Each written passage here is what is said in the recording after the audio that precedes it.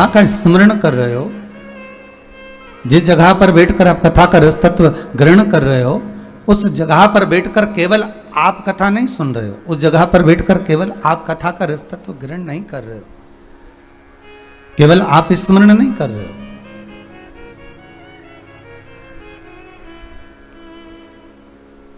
केवल आप ही कथा को सुन नहीं रहे हो, केवल आप तो बैठकर कथा का रस तत्व ग्रहण कर रहे हो, आप तो बैठकर केवल कथा सुन रहे हो, पर आपके साथ में संपूर्ण परिवार,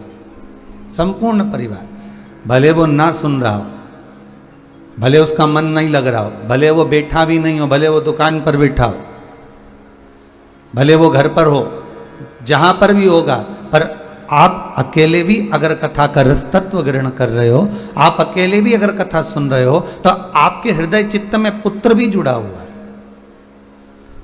आपके हृदय चित्त में आपका पति भी जुड़ा हुआ है, आपके हृदय चित्त में आपका परिवार भी जुड़ा हुआ है, आपके हृदय चित्त में आपका पूरा कुटुंब कबीला जुड़ा हुआ है। जब हृदय चित्त में संपूर्ण कुटुंब और कबीला आपके जुड़ा हुआ है और आप उस चित्तवृत्ति को भगवान में लगा रहे हो, तो केवल आप अकेले नहीं मन को लगा रहे, जितने आपके हृदय में जुड़े हुए हैं वो भी शंकर की कथा में लगे हुए हैं, वो भी शिव के स्मरण में लगे हुए हैं, वो भी शंकर के अनुमोदन में लगे हुए हैं। वाह भी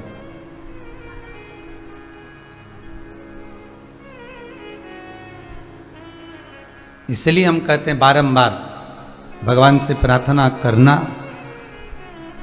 कि सर्वे भवन्तु सुखी, सब सुखी रहे। शिव के धाम में पहुंचकर, शंकर की चौखट पर पहुंचकर, शंकर के स्मरण में पहुंचकर, शिव के द्वार पहुंचकर हमारी चित्तवृत्ति में कुछ और मांगने की लालसा ही ना हो।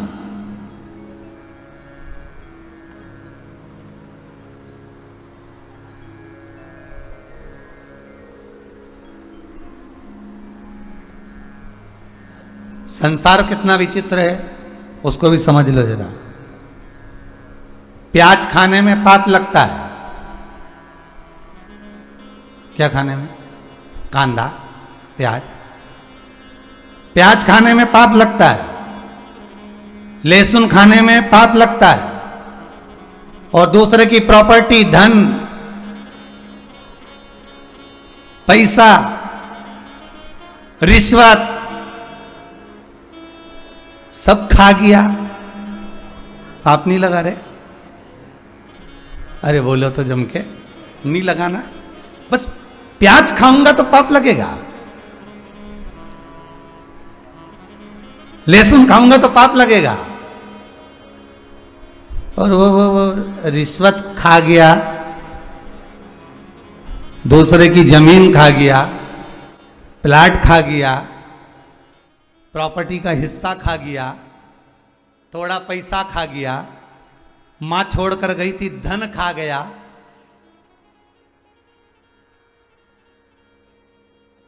प्याज खाते समय तुमको पाप नजर आया, लहसुन खाते समय तुमको पाप नजर आया, तो इतनी सारी सामग्री खाया तब क्यों नहीं नजर आया रे? तब तो खूब एक हिस्सा तो अब पाप नहीं दिख रहा तेरे को, अब तुझे पाप नजर नहीं आ रहा, अब तुझे पाप नहीं दिख रहा।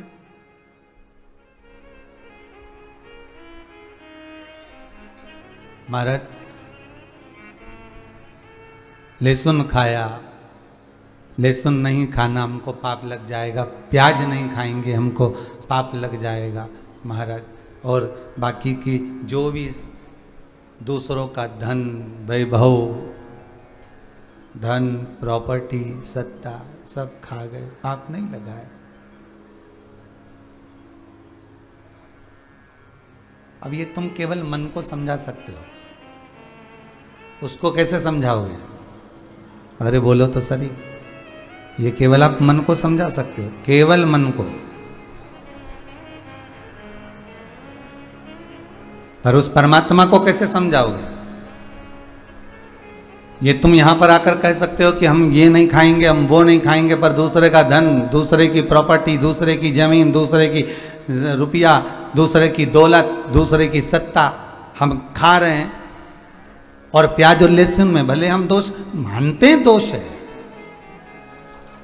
माना हमने कि इसमें दोष है, ये नहीं खाना चाहिए, ये ऐसा है, या गंध वाला है, ये भगवान की सेवा में नहीं जाता, या हम मान रहे हैं कि ये सब चीज बेकार है।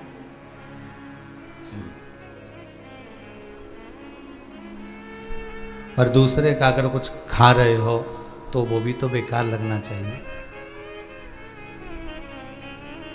फिर वो पूछेगा कि तेरा क्या होगा रे कालिया, फिर क्या उत्तर दोगे? फिर क्या बताओगे कि नीचे गया था और नीचे जाने के बाद में तूने भले कुछ चीज़ें छोड़ी, तूने नहीं खाया और तू सोचा कि इसमें पाप है, पर दूसरे की दौलत को, दूसरे की सत्ता को, दूसरे के धन को, दूसरे के वैभव को जो तू खाया, उसमें सुख का अनुभव कहाँ से हो गया महाराज? उसमें फिर सुख का अनुभव कहाँ से आ गया? उसमें पुण्य कहाँ से आ गया? उसमें पुण्य का अनुभव कहां से हो गया?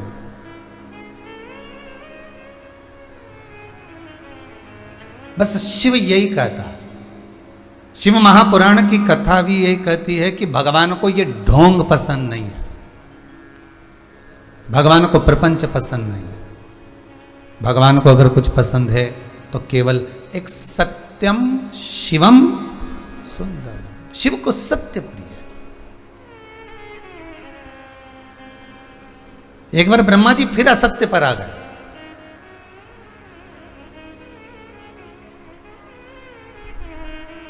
जिस समय पर 33 कोटि देवता गंगा जी के जल के रूप में प्रकट हो गए, कल की कथा में था, 33 कोटि देवता गंगा का जल बन गए।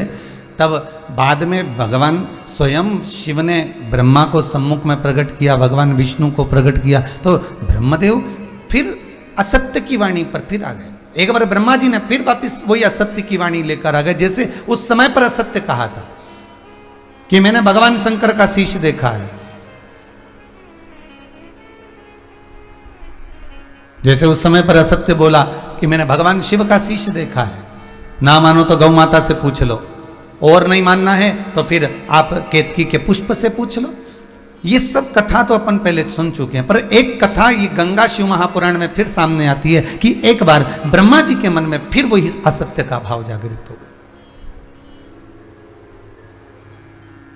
अच्छा, असत्य जो है ना वो रह रह कर आता है।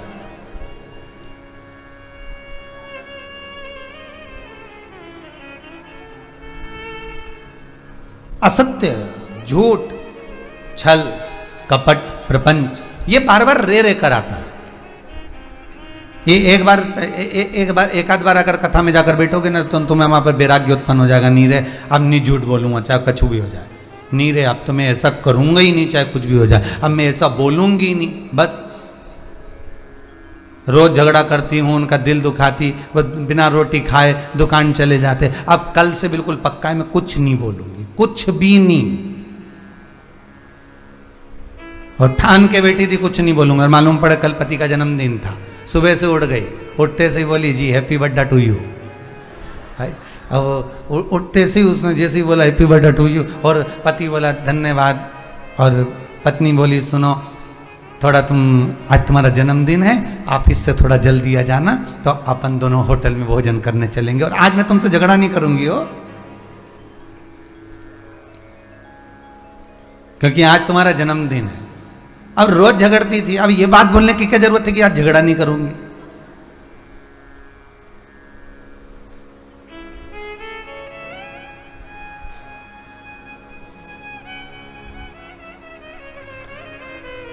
जिस दिन तुम्हारा व्रत होता है उसी दिन घर में कोई ना कोई अच्छा आइटम बनता है। ध्यान दीजिएगा, पोया भी आ सकता है, समोसा भी आ सकता है, कचौड़ी भी आ सकती है, बाजार से भी आ सकता है, जिस दिन व्रत है। अच्छा इतने दिन से कोई नहीं लाया, पर व्रत वाले दिन जरूर लाएगा। उसी तरह तुमने अगर ठान कर बैठी हो कि आज झगड़ा नहीं करूंगी, तो मतलब वो होना ही है, पक्का है, वो फिर होना ही है। और हुआ पत्नी पति को बोल दी, पति आज वापस जल्दी आ गए, दोनों तैयार हो रहे थे, दोनों श्रृंगार कर रहे थे, जाने की तैयारी थी। पत्नी ने फिर पति से कहा झगड़ा नहीं करूंगी, पर सुनो तो सही, आज तुम्हारा जन्मदिन है ना, मैं तुमको कोई गिफ्ट देना चाहती हूँ, बताओ जरा क्या लोगे। पति बोला नहीं मुझे नहीं चाहिए। सुनो तुम जो मांगोगे ना, आज दिल से कह रही हूं मैं तुम्हें दे दूंगी, पक्का है। पति बोला तलाक।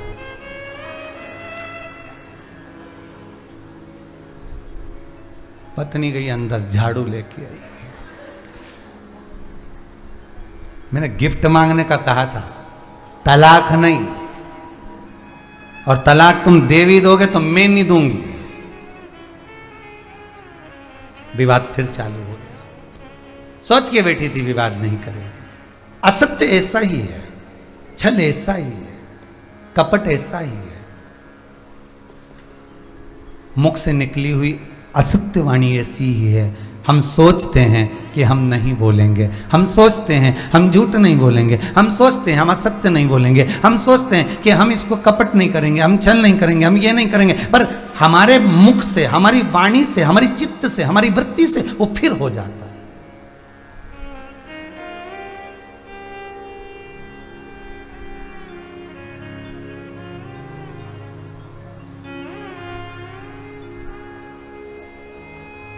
एक बात पहले कही थी कथा में कि किसी ने पूछा कि मनुष्य का इतना पाप है, दुनिया के लोग गंगा जी नहा नहा कर सारा पाप गंगा में छोड़ देते हैं।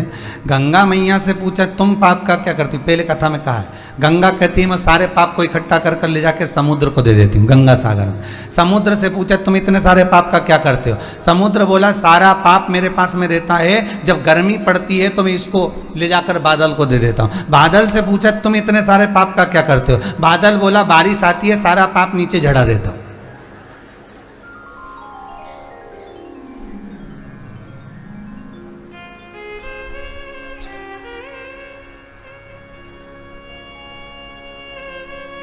तो कहा तुम केवल पाप झड़ाते हो क्या? बारिश से पूछा गया क्या तुम केवल पाप झड़ाते हो? बारिश कहती नहीं नहीं नहीं, मैं केवल पाप नहीं झड़ाती, मैं पुण्य भी झड़ाती हूं, पर पुण्य उसके लिए झड़ाती हूं जो पुण्यमय हो, और मैं पाप उसके लिए झड़ाती हूं जो पापी पहले से रहा हुआ है और पाप में लिप्त है, जो मैं उसके लिए झड़ाती हूं।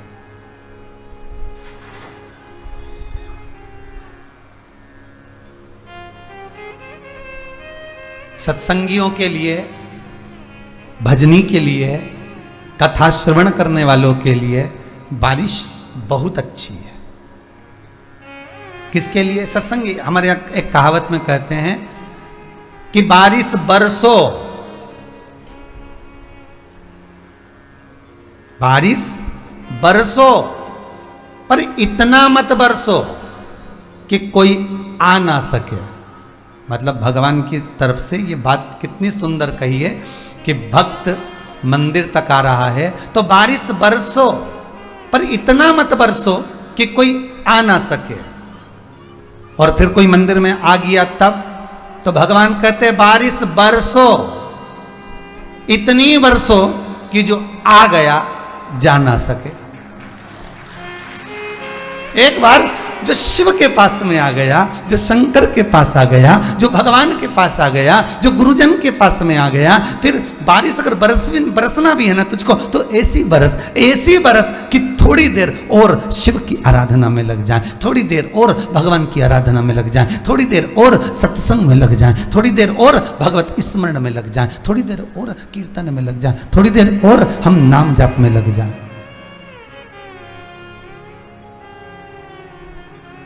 थोड़ी देर हम भगवान की भक्ति में, थोड़ी देर भगवत स्मरण में, थोड़ी देर भगवत चर्चा में हम फिर लग जाए। बरसो तो ऐसी बरसो महाराज कि जो लग गया भगवान की भक्ति में फिर वो निकल कर बाहर ना जाए, निकल कर बाहर।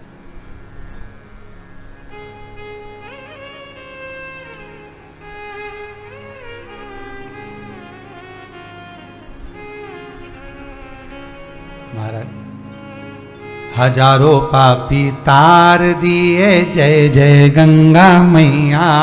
हजारों पापी तार दिए, जय जय गंगा मैया।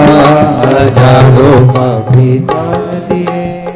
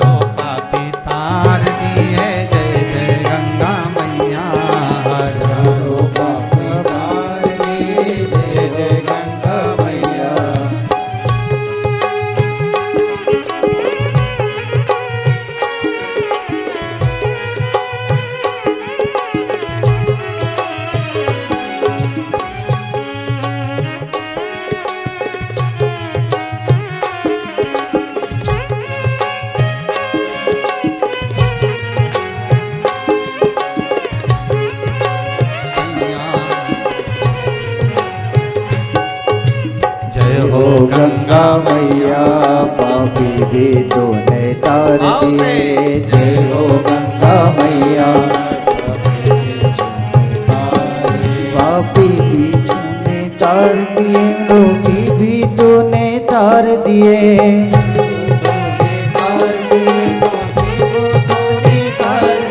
पापी भी तूने तार दिए, मारो की तूने तार दिए। तूने तार दिए, रोगी भी तूने तार दिए। जय हो गंगा मैया, पापी भी तूने तार दिए। जय हो गंगा मैया, पापी भी तूने तार दिए। जय हो गंगा मैया, पापी भी तूने तार दिए।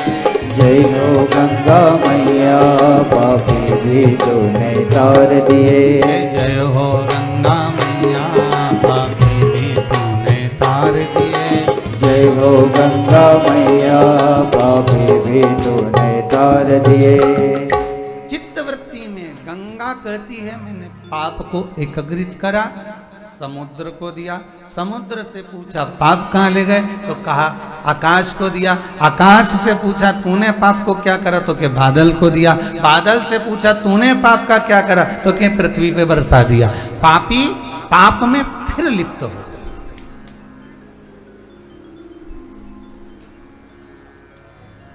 पुण्य भी बरसता है और पाप भी बरसता है। पुण्यशाली के लिए पुण्य बरसता है और पापी के लिए पाप बरसता है।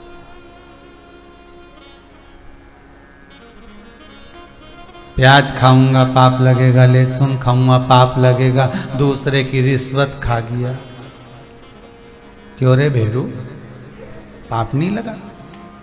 विचार तो करो जरा। भले लगे लोगों को कि सीवर वाला महाराज बहुत कड़ला बोले, हर कुछ बोले, तो लग जाए तो लगे, पर विचार कर कर देखना कि ये खाऊंगा पाप लगेगा, ये खाऊंगा पाप लगेगा। तो रिश्वत खाया, दूसरे का धन खा गया, किसी का रखा हुआ मोबाइल मिल गया वो खा गया, पर्स मिला हुआ वो खा गया, पैसा मिला वो खा गया, तो मुंह में पाप नहीं लगा रे?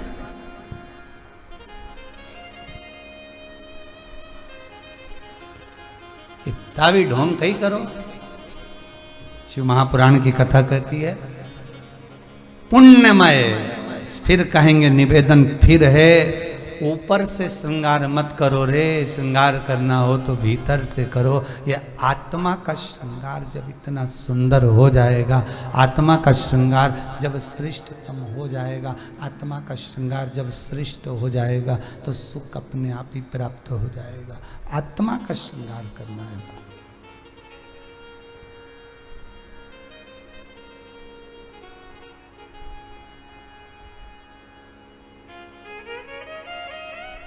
क्यों जाते हैं कथा में, क्यों जाते हैं, क्यों बैठते हो आस्था चैनल के सामने शिव महापुराण की कथा सुनने के लिए? क्यों बैठते हो हाथ में मोबाइल लेकर फेसबुक यूट्यूब पर कथा श्रवण करने के लिए? क्यों बैठते हो? कोई तुमसे पूछ सकता है कि कारण क्या है, क्यों बैठे रहे हो, किस लिए बैठे रहे हो, किस लिए बैठा जा रहा है, कोई पूछ सकता है। तो आप कह तो सकते हो कि ऊपर का श्रृंगार करना तो हमको आता है, ये जो ऊपर का जो श्रृंगार होता है ना, ये तो हमको आता है।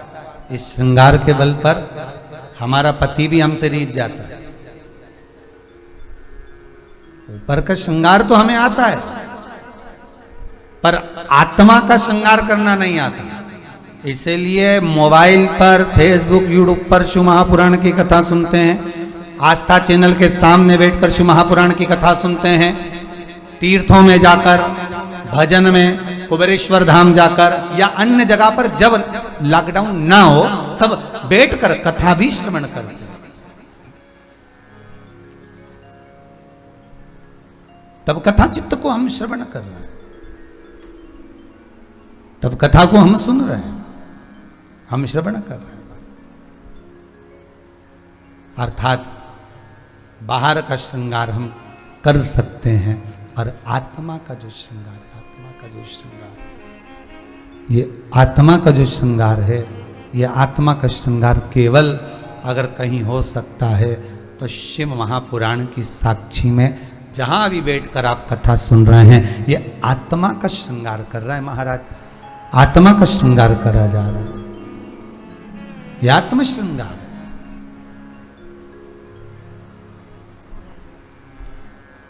भगवान तुम्हारे ऊपर के श्रृंगार से कभी नहीं प्रसन्न होगा।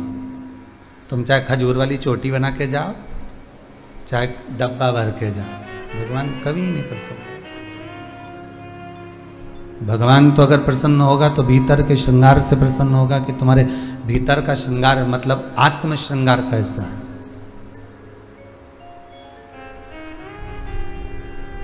भीतर का श्रृंगार कैसा है, भगवान अगर प्रसन्न होगा तो वहां से प्रसन्न होगा। ब्रह्मा जी एक बार फिर असत्य में डूब गए, ब्रह्मदेव फिर असत्य की ओर आ गए, और आज क्या करा, गंगा 33 कोटि जितने भी देव थे जो गंगा जल बन गए थे, वो सारे देवताओं में भगवान शंकर ने ब्रह्मा और भगवान विष्णु को फिर वापिस प्रागट्यता का भाव दिया, और गंगा जी के मन में फिर भाव प्रकट हो गया। गंगा के मन में अर्थात ब्रह्मा जी के मन में फिर भाव प्रकट हो गया।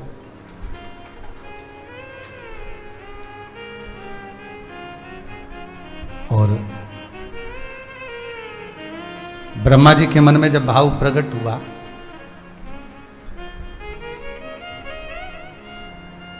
तो ब्रह्मदेव ने भगवान शिव से एक संवाद कहा, हे कैलाशपति, हे शंभु, हे शंकर, ये बताइए,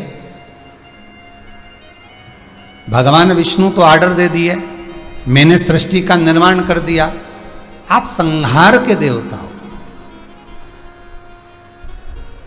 अगर सृष्टि का संहार करना है किसी को, सृष्टि का संहार अगर समय पर करवाना है तो वो आप करोगे, कोई दूसरा नहीं करेगा। संहार करने वाले आप हो।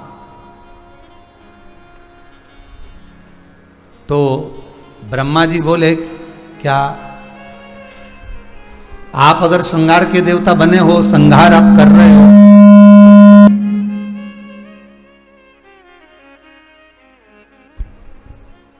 आप यदि संहार करने वाले देवता बने हो,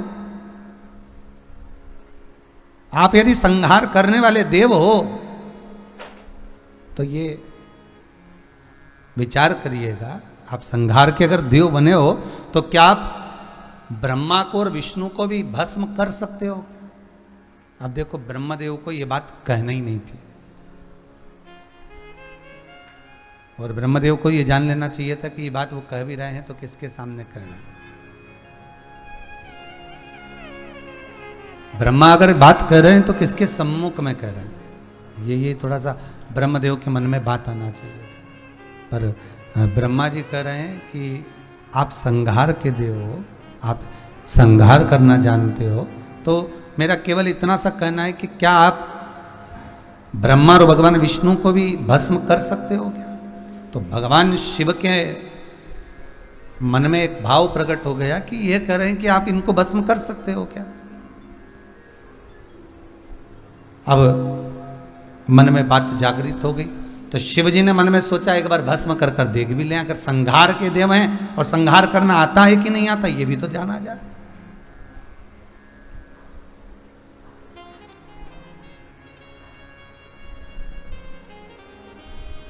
संहार करना आखिर आता है कि नहीं आता ये भी तो हम जाने। तो भगवान ब्रह्मा और भगवान विष्णु खड़े हुए थे। ब्रह्मदेव ने जैसे ही भगवान शंकर से कहा कि आपको संहार करना आता है, शंकर भगवान ने उसी समय पर ब्रह्मा जी को भस्म कर दिया। अब ब्रह्मदेव तो भस्म हो गए, केवल एक राख का ढेर बनकर, वो राख थोड़ी सी, वो राख का ढेर बने हुए, वो हाथ में राख का ढेर ब्रह्म जी के स्वरूप का। भगवान विष्णु को देखा तो भगवान विष्णु को तो विश्वास था कि ये ब्रह्मा ने जो शब्द कहे लीला रचने के लिए करें।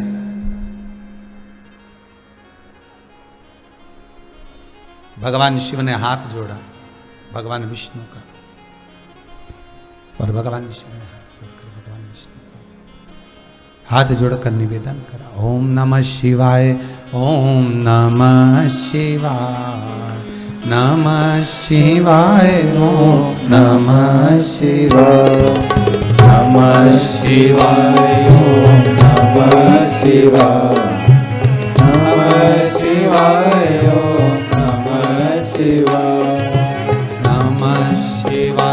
ओम नमः शिवाय, नमः शिवाय, ओम नमः शिवाय, नमः शिवाय, ओम नमः शिवाय, नमः शिवाय, ओम नमः शिवाय, नमः शिवाय, ओम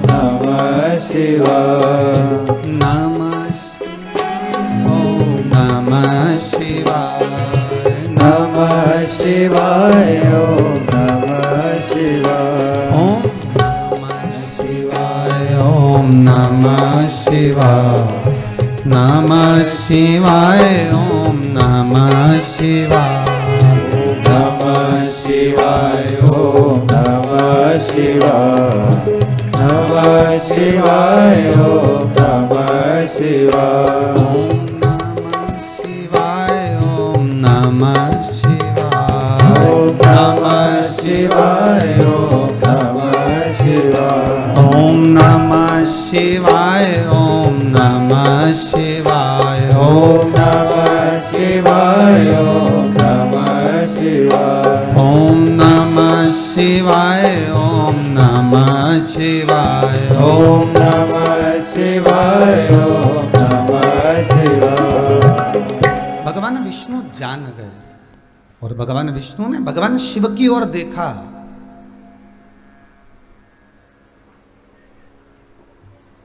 और भगवान शंकर की ओर देखकर भगवान विष्णु ने कहा, प्रभु जी आपने ये ब्रह्मा जी को राख का ढेर बना दिया है, ब्रह्मदेव को आपने ये राख का जो ढेर बनाया है ये श्रेष्ठ नहीं है।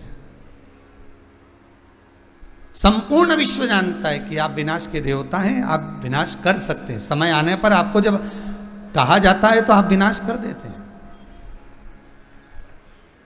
समय आने पर आप विनाश करते हैं, ये पक्का है। पर अभी आपने अगर ब्रह्मा को भस्म किया है तो ये श्रेष्ठ नहीं है। आप ब्रह्मदेव की इस भस्म को धारण कर लीजिए, ब्रह्मा की भस्म को उठा लीजिए।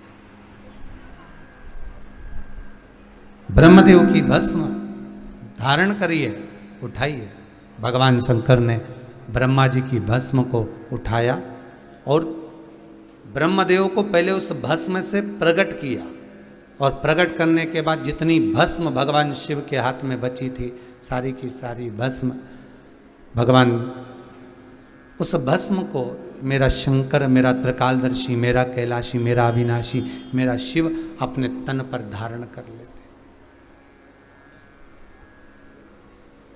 एक भस्म शिव सती के शरीर की धारण करते हैं।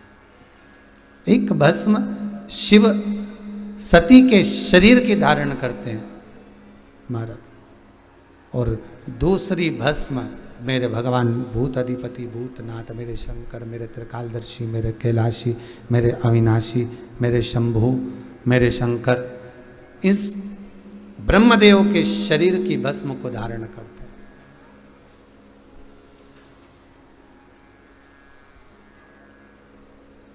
एक कथा पूर्व में कही भस्म का प्रमाण,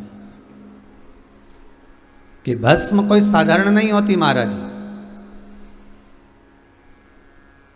भस्म कोई साधारण नहीं है। आप अगर शिव को भस्म समर्पित कर रहे हो और उस भस्म को आप धारण कर रहे हो, 2-10 तिलक आप लगा रहे हो, तो उसका कोई सुख उसका सुख जरूर प्राप्त होगा, उसका आनंद जरूर प्राप्त होगा जिस भस्म को आप धारण कर रहे हो।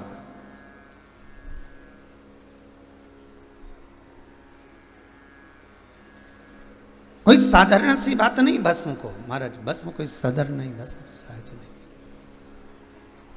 शिव कथा कह रही है, शंकर का चरित्र कह रहा है, औगड़दानी भगवान शिव का पावन चरित्र कह रहा है। और शिव चरित्र में शिव महापुराण, जो गंगा शिव महापुराण की कथा है, वो वर्णन करती है केवल शिव अकेले को भस्म नहीं, भस्म तो गंगा भी धारण करती है। भस्म कौन धारण करता है साथ में? गंगा भी धारण करती है। कब करती है गंगा धारण? गंगा भस्म को धारण करती है। और गंगा भस्म को कब धारण करती है? जब कोई जीव अस्थि को जब विसर्जन करने के लिए जाता है, कोई जीव जब अस्थि का विसर्जन करने के लिए जा रहा होता है,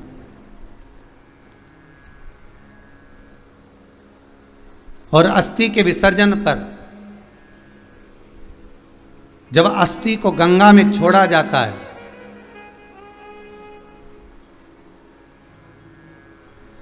जब उस अस्थि को गंगा में जब छोड़ते हैं तो उस अस्थि में भी थोड़ी सी भस्म लगी होती है, उस अस्थि में भी थोड़ी सी राख लगी होती है, उस अस्थि में भी थोड़ा भस्म रमा होता है। वही भस्म गंगा स्वतः धारण करती है। कितना सुंदर कहा है, किसी पवित्र नदी के घाट पर जब हम जाएं, किसी पवित्र नदी के घाट पर जब हम पहुँचें, किसी पवित्र नदी के तट पर जब हम पहुँचें, किसी पवित्र नदी के तट पर जब हम जाएं, तो उस पवित्र नदी के तट पर जो मिट्टी रहती है, जो बालू रहती है, उसका भी तिलक हमारे मस्तक पर धारण कर ले, उसका भी तिलक हमारे धारण कर लिया जाए।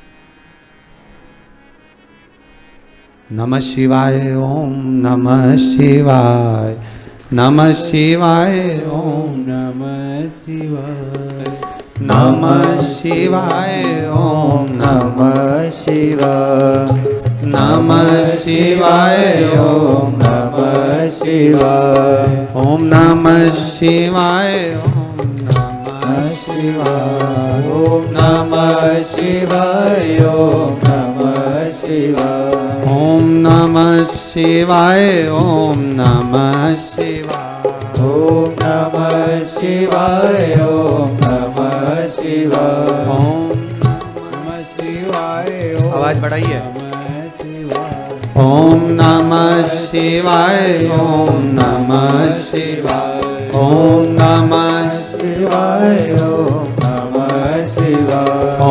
नमः शिवाय, ओम नमः शिवाय, ओम नमः शिवाय, ओम नमः शिवाय, ओम नमः शिवाय, ओम नमः शिवाय, ओम नमः शिवाय, ओम नमः शिवाय, ओम नमः शिवाय, ओम नमः शिवाय, ओम नमः शिवाय, ओम नमः शिवाय, ओम नमः शिवाय। भस्म गंगा भी धारण कर रही, और वो भस्म कोई साधारण सी नहीं है जो गंगा धारण कर रही है। वो भस्म साधारण नहीं है जो गंगा धारण कर रही है महाराज। केवल मेरा भूत अधिपति, मेरा भूतेश्वर, मेरा शंकर ही नहीं, गंगा भी भस्म धारण करती है। शिव कथा कहती है कि गंगा जिस भस्म को धारण करती है, जिस भस्म को गंगा धारण कर रही होती है, वो भस्म केवल गंगा अकेली धारण नहीं कर रही है। कल आपको कथा में कहा था कि 33 कोटि देवता, और ये 33 कोटि देवता जो जल बन गए, जो गंगा का जल बन गए,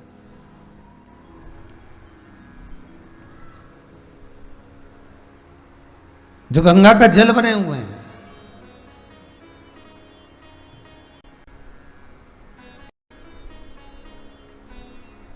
तो केवल अकेली गंगा मैया भस्म को धारण नहीं कर रही है, केवल अकेली धारण नहीं कर रही है। गंगा 33 कोटि देवता जो गंगा का जल बने हुए हैं, 33 कोटि देवता जो गंगा के जल में, जल के रूप में निवास कर रहे हैं, भस्म केवल अकेली गंगा धारण नहीं कर रही है, भस्म 33 कोटि देवता भी धारण कर रहे हैं। 33 कोटि देवता,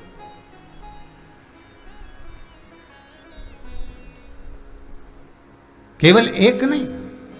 और आज भी हमारे नियम है महाराज, आप भगवान विष्णु का दर्शन कर लें तिरुमाला में जाकर, आप श्रीनाथ द्वारा में जाकर श्री जी बाबा का दर्शन कर लीजिए, आप पुष्कर जाकर ब्रह्मा जी का दर्शन कर लीजिए, आप जहाँ जाकर भगवान का दर्शन करेंगे हर जगह पर आपको एक चीज़ तो अवश्य प्राप्त होगी कि शंकर का जो त्रिपुंड है, शिव की जो 3 रेखाएं, ये त्रिपुंड, ये 3 रेखा जो आप दर्शन कर रहे हैं, त्रिपुंड का 3 रेखा का जो आपने दर्शन किया है, ये त्रिपुंड, ये 3 रेखा केवल एक शंकर की ही नहीं है। आप इस त्रिपुंड 3 रेखा का दर्शन भगवान विष्णु के मस्तक पर भी कर सकते हैं। आप ये 3 रेखा का दर्शन स्वयं ब्रह्मा के मस्तक पर भी कर सकते हैं। आप ये 3 रेखा का दर्शन स्वयं भगवान कृष्ण के मस्तक पर भी कर सकते हैं, श्री जी बाबा के मस्तक पर भी कर सकते हैं इस त्रिपुंड का दर्शन। बस अंतर इतना है, शिव जो त्रिपुंड लगाए हैं वो आड़ा है। तिरुमाला में जो तिरुपति बाबा का अपन दर्शन करते हैं, जो त्रिपुंड लगाए हैं वो खड़ा है, 2 सफेद बीच में लाल। मेरे श्री जी बाबा ने भी अपने मस्तक पर त्रिपुंड धारण कर रखा। मेरे श्री जी बाबा ने भी अपने मस्तक पर त्रिपुंड धारण करा है और बाद में एक कुंकू की रौली की एक तिलक को धारण कर रखा है। तो वो त्रिपुंड का जो दर्शन हो रहा है, सोने की 3 रेखाओं का जो दर्शन हो रहा है, वो आप करेंगे। वो सोने की जो 3 रेखाएं, उसका जो दर्शन हो रहा है वो आप कर सकते हैं। और उन 3 रेखा के रूप में सत्यम शिवम सुंदरम, बजरंग, सत्यम शिवम सुंदरम,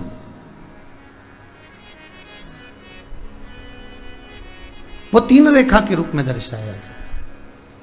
तो शिव महापुराण की कथा कर रही है, गंगा शिव महापुराण की कथा कर रही है। तो जो शिव अपने पास धारण कर रहे हैं, भगवान 33 कोटि देवताओं को भी दे रहे हैं, और 33 कोटि देवता जिन चीजों को धारण कर रहे हैं वो संसार के मनुष्यों को भी दे रहे हैं।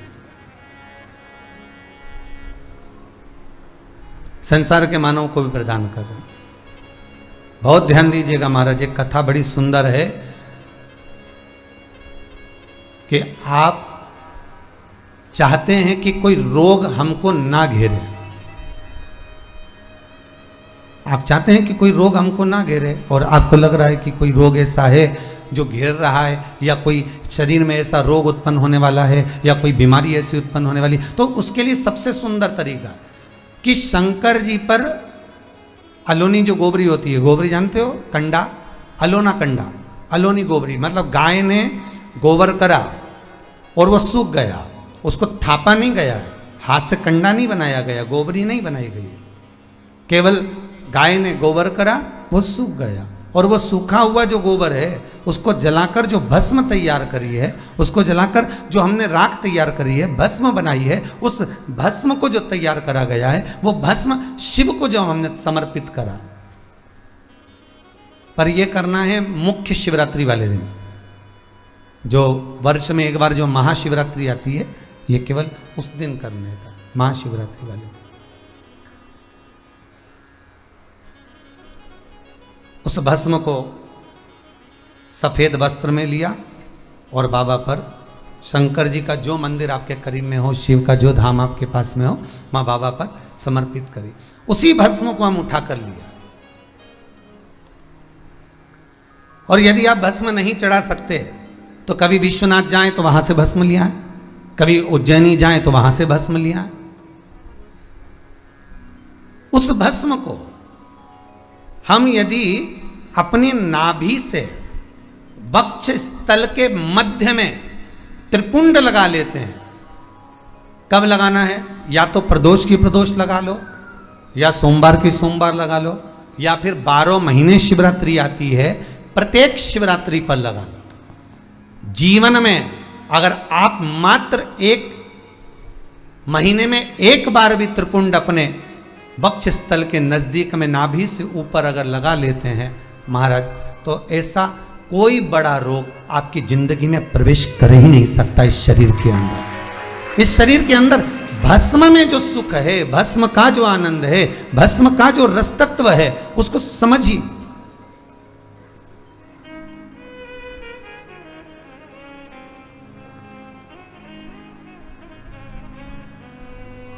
वो सहज और सरल नहीं है महाराज, वो भस्म का सुख।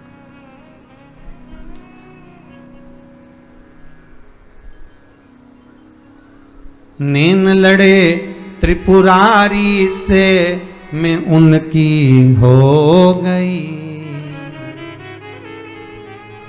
मेरे मन में नहीं है धीर, सखीरी में काशी जाऊंगी। कहते हैं मात्र 12 स्थान पर जो भस्म का प्रमाण कहा गया, मस्तक की, कंठ की, कर्णों की, भुजा की, कलाई की, वक्षस्थल, नाभिकोश,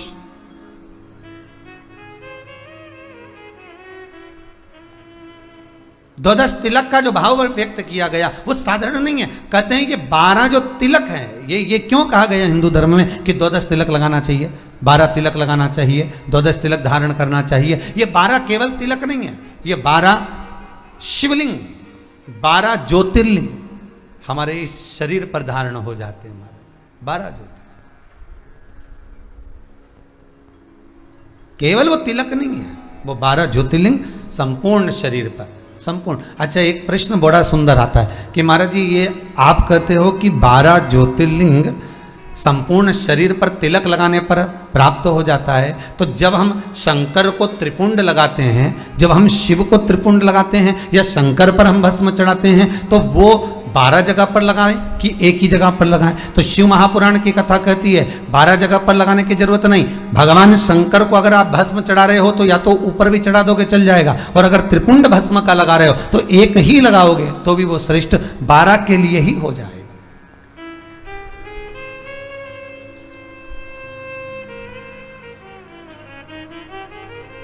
शिव को जो समर्पित किया गया वो बस एक ही कार्य, बहुत। यहां तक शिव पुराण कहती है अगर केवल शंकर को रिझा लिया तो राम भी मिल गए, कृष्ण भी मिल गए, विष्णु भी मिल गए, ब्रह्मा भी मिल गए, देवी भी मिल गई, देवता भी मिल गए। केवल एक शिव को रिझाने पर, एक लोटा पानी, एक कलश जल शंकर को जब हम समर्पित करते हैं तो केवल एक शिव को समर्पित नहीं करते, 33 कोटि देवता भी उसका भाग ग्रहण करते हैं महाराज। केवल एक शिव नहीं, 33 कोटि देव भी उसको ग्रहण करते।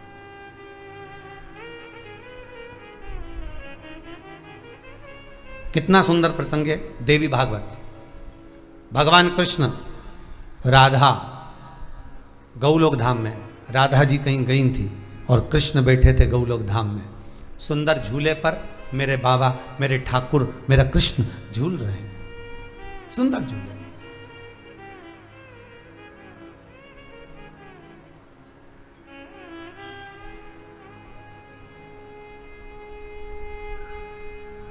अभी तो सावन का महीना चल रहा है, कई मंदिरों में तो झूले भी डले होंगे, हिंडोले डले होंगे।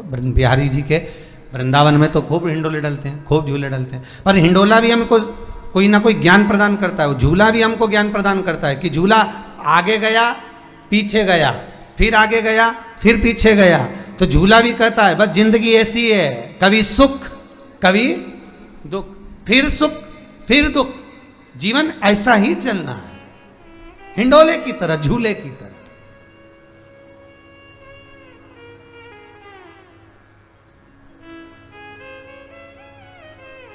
झूला कहता ही है महाराज। भगवान कृष्ण झूले पर विराजमान थे महाराज, और झूले पर भगवान कृष्ण बैठे थे। उसी समय पर गंगा मैया एक स्त्री का रूप धरकर, बड़ा सुंदर माता ने रूप धारण करा, और गंगा मैया भगवान कृष्ण को एक टक लगाकर देख रही हैं। भगवान कृष्ण को देख रही हैं। राधा जी का आगमन हुआ। राधा जी जब आई तो उन्होंने ठाकुर जी को देखा, ठाकुर जी गंगा जी को देख रहे थे, गंगा ठाकुर जी को देख रही थी। अब इतने में तो राधा जी का हृदय जल गया। राधा जी को लगा, होता है भाई, जब आप पति के साथ कहीं जाएं, एक सहज भाषा में समझे, और कोई आपके पति को देख रहा हो, पति किसी को देख रहा हो, तो हृदय तो आपका भी जलेगा ना कि भाई ये क्या हो रहा है। गंगा को देखा तो गंगा भगवान कृष्ण को देख रही थी, कृष्ण गंगा जी को निहार रहे थे, पर दोनों के देखने में अंतर है। गंगा जब भगवान को निहार रही है तो इस भाव से निहार रही है कि ठाकुर मैं आपके चरणारविंद में रहने वाली, आपने गजब कर दिया, मुझे शंकर की जटा में ले जाकर छोड़ दिया, बड़ी कृपा करी। तो गंगा भगवान कृष्ण का साधुवाद कर रही है।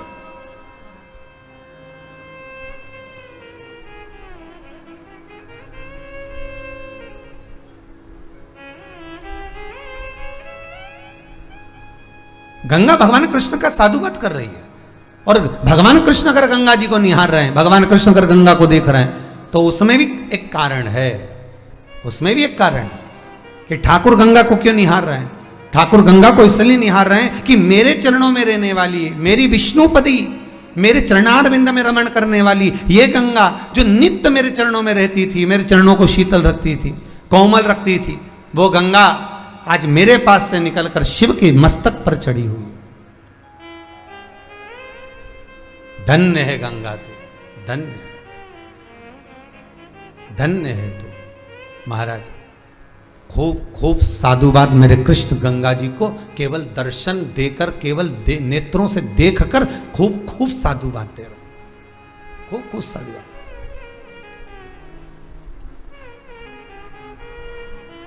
प्रसन्न गंगा, कृष्ण भी प्रसन्न। राधा जी आ गई, बीच में खड़ी हो गई, भगवान कृष्ण ने नेत्रों को झपकाया, गंगा भी तुरंत भगवान के पास देखते हुए दूसरी ओर देखना प्रारंभ करा। राधा ने कहा गंगा तुम मुझे जानती नहीं हो। गंगा जी कहती है महारानी जी आपको कौन नहीं जान सकता। जिस कृष्ण का मैं दीदार कर रही हूं, जिस कृष्ण का मैं दर्शन कर रही हूं, गंगा कहती है, देवी भागवत में लिखा जिस कृष्ण का मैं दर्शन कर रही हूं, गंगा जी कहती है हे राधा रानी आप उन कृष्ण के हृदय में सदा निवास करती है। तो केवल मैं कृष्ण अकेले का दर्शन नहीं कर रही हूं, मैं राधा और कृष्ण का दर्शन कर रही हूं। कितना सुंदर बात कही महाराज। कृष्ण के मंदिर में, बिहारी जी के मंदिर में, राधा रमन लाल जी के मंदिर में, ठाकुर जी के मंदिर में, राम जी के मंदिर में, आप किसी भी नारायण के मंदिर में, आदि जगह पर शिवलिंग का पूजन करने जाओ या शंकर का पूजन करने जाओ या शंकर के मंदिर में जाओ या राम के मंदिर में, कृष्ण के मंदिर में, तुम्हारी मर्जी पड़े उस मंदिर में जाए और अपने मन में यह भाव हो कि इस मंदिर में राधा जी तो है ही नहीं, इस मंदिर में सीता जी तो है ही नहीं, इस मंदिर में पार्वती जी तो है ही नहीं, तो यह भाव व्यक्त नहीं होना चाहिए। मंदिर में जाते से तुम्हारे भीतर यह भाव व्यक्त होना चाहिए कि जिस शंकर का हम दर्शन कर रहे हैं उन शंकर के हृदय में पार्वती जी विराजमान है, जिन राम का हम दर्शन कर रहे हैं उनके हृदय में सीता जी विराजमान है, जिन कृष्ण का हम दर्शन कर रहे हैं उन कृष्ण के हृदय में राधा रानी विराजमान है। केवल अकेले नहीं है। इसलिए हिंदू धर्म की रीति कहती है कि पुरुष का जो आधा भाग है वो स्त्री का है, वाम भाग नारी का, भले वो दिखे ना दिखे, भले वो नजर आए ना आए।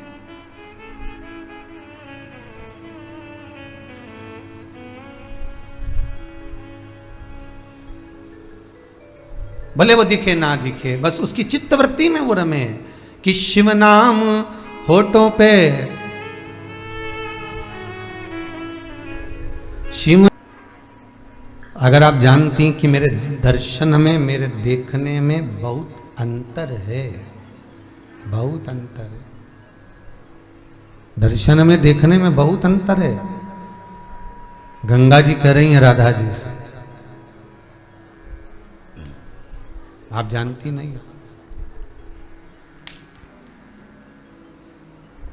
देखने में दर्शन, देखने में दर्शन में बहुत अंतर है, आप जानती नहीं हो, आप जान नहीं पा रही हो। बहुत अच्छे से समझिएगा, देखने और दर्शन में दोनों में अंतर है महाराज। देखने में और दर्शन में दोनों में ही अंतर है, दोनों में अंतर है। देखने में भी अंतर है और दर्शन में भी अंतर। देखने के लिए कहाँ जाते हो?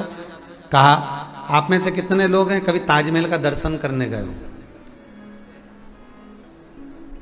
दर्शन करने कभी ताजमहल का गए हो क्या? नहीं। अगर कोई बोलेगा कि कहाँ गए हो, ताजमहल देखने जा रहे हैं, दर्शन के लिए जा रहे हो क्या? नहीं। कहोगे कि ताजमहल देखने के लिए जा रहे हो।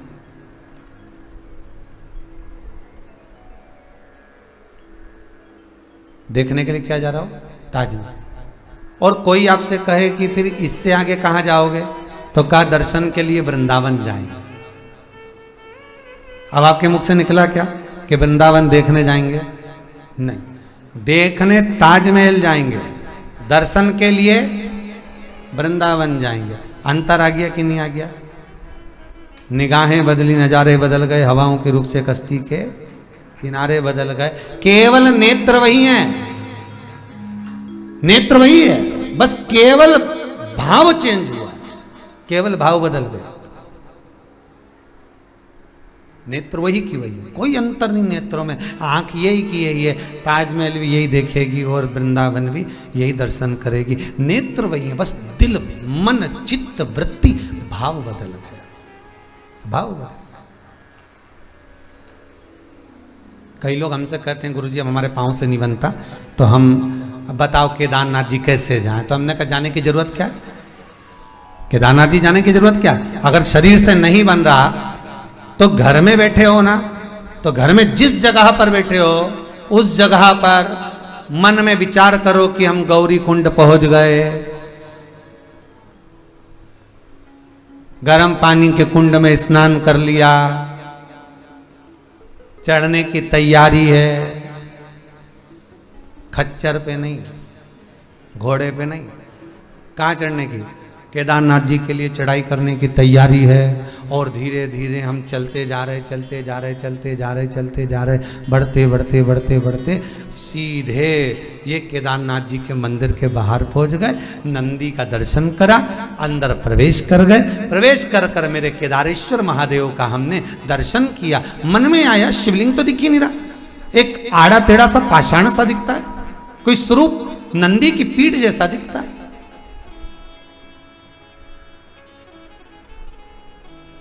भले ना गए, पर इस चित्त वृत्ति को तुमने केदारनाथ तक पहुंचा दिया, इस चित्त वृत्ति को तुमने अपने मन को केदारेश्वर तक पहुंचा दिया। बहुत। तो अब आप कहोगे कि गुरुजी ये हमारा मन अगर केदारनाथ जी पहुंच गए तो हमें पुण्य मिलेगा कि नहीं मिलेगा? शिव महापुराण की कथा कहती है जितना पुण्य ये छिंदवाड़ा के बोंडे परिवार को प्राप्त हो रहा है कथा करवाकर, उतना ही पुण्य आप चाहे टीवी पर सुन लो, आप चाहे मोबाइल पर सुन लो, आप चाहे कुबेरेश्वर धाम पर सुन लो, जहां चित्तवृत्ति आपकी लगी हुई है उतना की उतना पुण्य। अगर आपने दिल से शिव महापुराण की कथा को हृदय से श्रवण करा है तो यह पक्का है कि हृदय से मेरा भोलेनाथ देने में भी कमी नहीं रखता, वो देता ही है। मन वही, मन वही, नेत्र वही, मुख वही, बस नैन वही हैं। बस ताजमहल देखने के लिए गए थे, वृंदावन दर्शन के लिए गए थे, नेत्र वही हैं, केवल भाव बदला है, केवल मन बदला, चित्त बदला, वृत्ति बदला।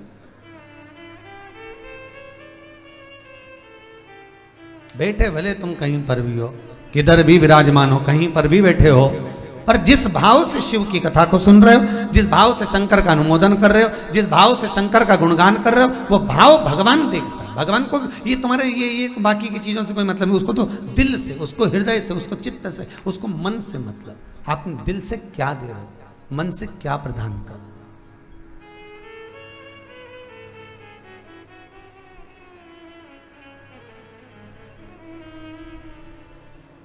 किसी ने बहुत सुंदर लिखा है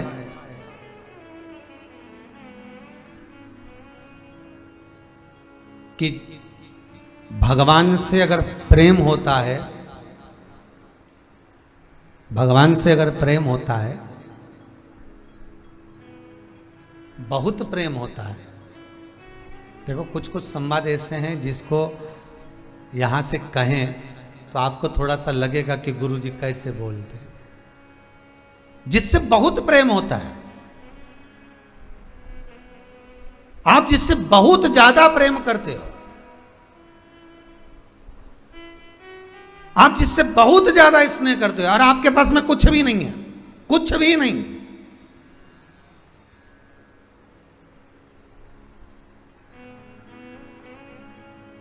और आप बहुत ज्यादा प्रेम करते हो, जिससे प्रेम किया आपके पास में कुछ भी नहीं, पर जिससे प्रेम किया उसके मन में आएगा कि नहीं आएगा कि बताओ ये मुझसे बहुत प्रेम करे है और इसके पास में मोबाइल नहीं है, तो एक बार में अच्छा जोरदार मोबाइल दिला दूँ। बोलो सही है कि गलत है? थोड़ा कथा पर चल रहे हैं, पर थोड़ा सा हटकर चल रहे हैं, आपके हृदय तक पहुंच जाए उसको लेकर चल रहे हैं। जिससे आप बहुत प्रेम करते हो, बहुत प्रेम करते हो, अधिक से अधिक प्रेम करते हो, और आपके पास में कुछ भी नहीं है, पर जिससे आप प्रेम कर रहे हो वो सोचेगा इसके पास में मोबाइल नहीं है, मोबाइल दिला दो। ये रोज कॉलेज जाए या ये वहां जाए तो इसको गाड़ी दिला दो, या इसके पास में ये कपड़ा नहीं, कपड़ा दिला दो, इसके पास में अंगूठी नहीं, अंगूठी दिला दो। आपके पास कुछ भी नहीं है, पर जिससे आपने प्रेम करा उसने आपको सब कुछ दिया। बस वही कथा यहाँ कहती है, आपके पास में कुछ भी नहीं है, आप लोटा भर के पानी भी नहीं ले जा सकते, आप बेलपत्र भी नहीं चढ़ा सकते, आप धतूरा भी नहीं चढ़ा सकते, आप शंकर को रिझा भी नहीं सकते। बस इतना करना कि शिव से दिल से प्रेम कर लेना, वो भी इतना चाहेगा ना जाने कितना देते जाएगा, पता ही नहीं पड़ पाएगा। दिल उससे लगा। नहीं हो आपके पास में कुछ भी, मत होने दो।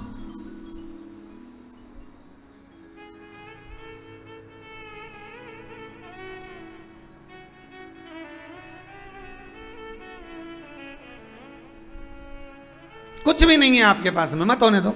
कोई जरूरी है कि सामग्री होगी तभी शंकर प्रसन्न होंगे? किसी ने पूछा है 6 अगस्त को गुरुजी जो शंकर जी का शिवलिंग बनाना है तो घर के सब सदस्य अलग अलग बनाए, काय को बनाए? एक शिवलिंग का निर्माण करो, पर काली मिर्ची जो चढ़ाओगे पूजन में वो सब घर का हाथ लगवाओ। एक तू चढ़ा, एक पोता चढ़ा, ये चढ़ा, सबके हाथ से चढ़वाना, जिससे कोई बड़ी बीमारी ना घेरे, घर से रोग मुक्त हो, लक्ष्मी की वृद्धि हो, सुख समृद्धि हो। और अगले सावन फिर यदि श्रावण की शिवरात्रि पड़े तो आपको याद तो रहे कि 1 साल में मेरे महाकाल बाबा ने कितना दिया है, कमी ना रखी, वो ज्ञात होना चाहिए। 6 अगस्त को जब आप शाम को 7 बजे पूजन में बैठे तो आपकी चित्तवृत्ति में केवल यह होना चाहिए कि केवल उज्जैनी में महाकाल नहीं, विश्वनाथ केवल काशी में नहीं, सोमनाथ में केवल सोमनाथ नहीं, केदार में केवल केदारनाथ नहीं।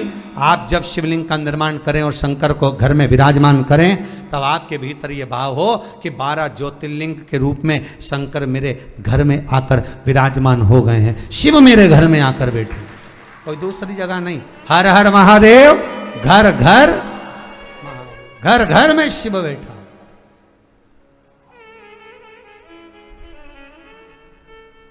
प्रेम करो उससे, स्नेह करो उससे।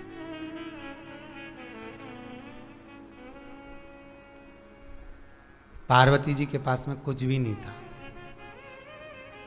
पिताजी ने जो दहेज दिया था, पिताजी ने जो कन्यादान में ढेर सारा धन दौलत संपदा बहुत सारी सामग्री जो पिताजी ने दी थी, वो पार्वती जी जब देखी, पिताजी से कहा, पिताजी हिमालय राज से कहा, इतना सामान, इतना।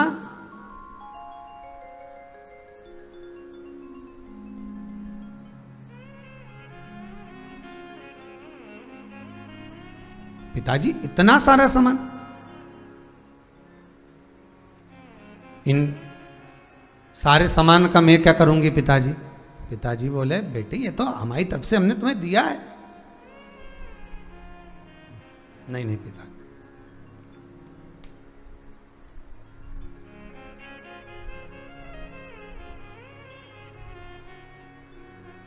क्या करूंगी मैं इसका, क्या करूं मैं इसका, बताइए। वो कहते हैं ना, पापा इतना ना देना दहेज, भले मैं कुंवारी ही रहूं। इतना दहेज मत देना, भले मैं कुंवारी रह जाऊं।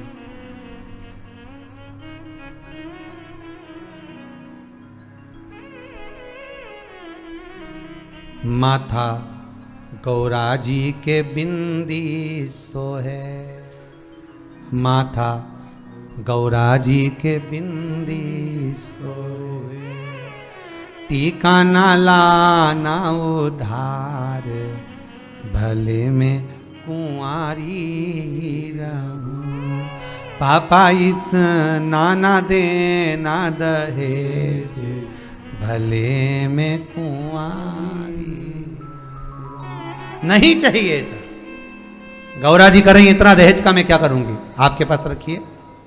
तो हिमालय राज कहते हैं कि बेटा पार्वती, जब तू कैलाश पर रहेगी, तेरे पास में कुछ भी नहीं रहेगा, उस समय पर ये कम से कम जो मैंने बर्तन दिए हैं, जो सामग्री मैंने तुझे दी है, ये काम तो आ जाएगी। तो पार्वती जी का संबोधन सुनिएगा कितना सुंदर है। शायद आपकी भी जिंदगी श्रावण के महीने में इस संबोधन को सुनकर बदल जाए। पार्वती जी कह रही हैं, पिताजी कह रहे हैं थोड़ा सामान हम तुमको दे देते हैं, जिससे तुम्हारी घर गृहस्थी अच्छी संभल जाएगी, बन जाएगी। केवल पिता एक ये नहीं सोचता कि हिमालय राज ने ये सोचा होगा, घर का प्रत्येक पिता, घर की प्रत्येक मां यही सोच सोच के बूढ़ी हो जाती है कि बच्चों के लिए ये कर देना चाहिए, बच्चों के लिए ये रख देना चाहिए, बच्चों के लिए थोड़ा सा कपड़ा और रख दूं, बच्चों के लिए ये कर दूं, बच्चों के लिए वो कर दूं। बार बार घर के माता पिता उसको जोड़ने का प्रयास करते हैं, जोड़ने का प्रयास कर, छोड़ दिया, खूब छोड़ा, जोड़ा छोड़ा, जोड़ा छोड़ा।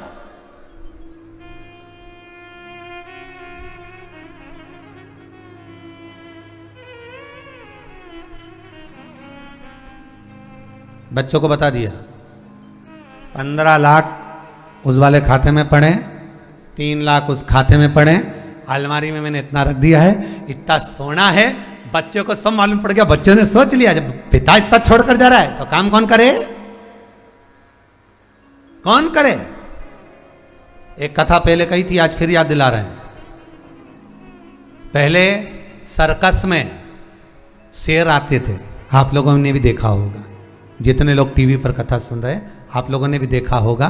पहले सर्कस में शेर आते थे, वन विभाग वालों ने उस शेरों को लाना बंद करवा दिया, सर्कस के सारे शेरों को ले जाकर जंगल में छुड़वा दिया, सारे शेरों को छोड़ दिया जंगल में, उनके गले में एक एक कैमरा टांग दिया कि इनका होगा क्या वो देखना तो पड़ेगा। मालूम पड़े वो 10 शेरों को 25 कुत्तों ने घेर लिया।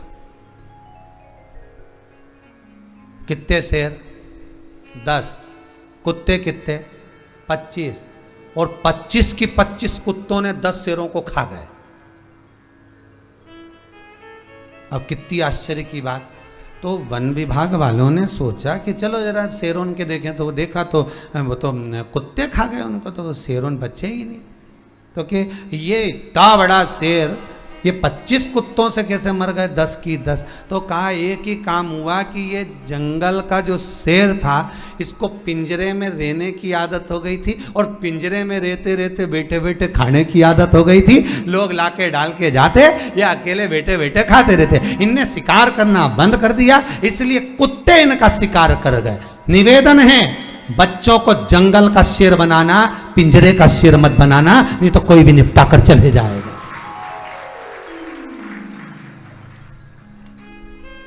अपने बहू और बच्चों को, और बहू और बच्चों से भी निवेदन है, माता पिता की जायदाद पर कभी दृष्टि मत डालना, नहीं तो समझ लेना कि पिंजरे के शेर हो तुम, पिंजरे के शेर हो। कोई आएगा थोड़ा पटक कर जाएगा, तुम वहीं बैठे बैठे खा लोगे। माँ बाप की जायदाद पर, माता पिता की प्रॉपर्टी पर, माता पिता के गोल्ड पर, माता पिता के धन पर कभी बहू और बेटे का दृष्टि नहीं होना चाहिए। और उनको सोचना चाहिए कि हमको बनना है तो जंगल का शेर बनेंगे, थोड़ा सामना करेंगे, दुख झेलेंगे, तकलीफ झेलेंगे, कष्ट झेलेंगे और आगे बढ़ेंगे। जंगल के शेर बनेंगे तो हमारा कोई शिकार नहीं कर सकता। और अगर हम बैठे बैठे खाते रहे तो कोई भी आएगा एक आइडिया दे के जाएगा, इतना सारा पैसा है तो एक काम करनी, ब्याज पे दे दे, कितना परसेंट मिलेगा? तो के 3% मैं तेरे को दिला दूंगा। अच्छा तो के ले जा।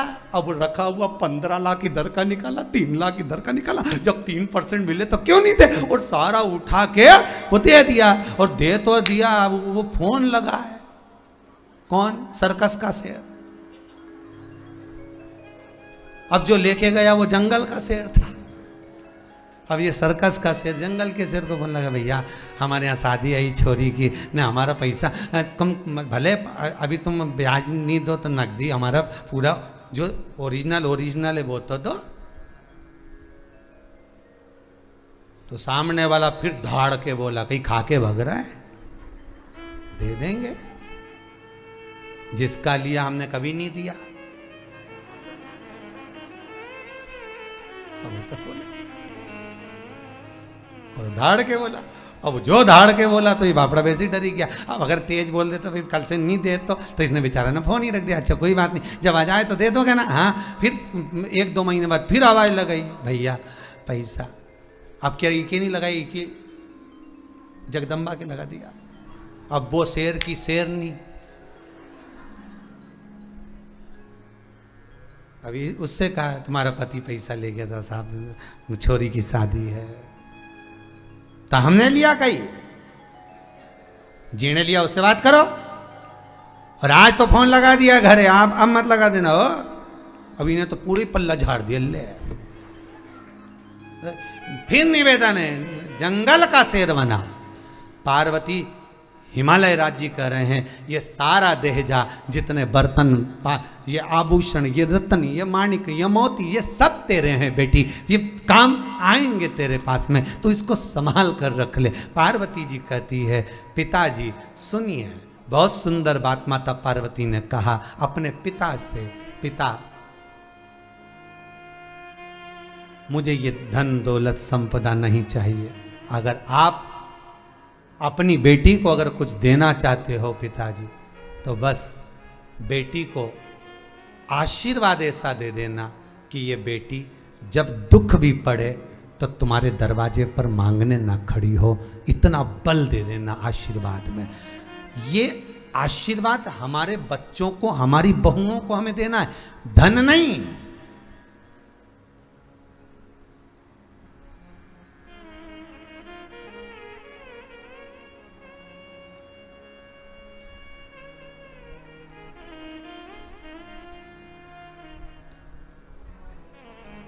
धन नहीं देना है,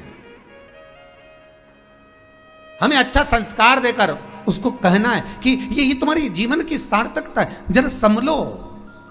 जीवन में दुख भी आएगा, सुख भी आएगा, बस संभलने का मौका तुम्हारे पास में, संभलो।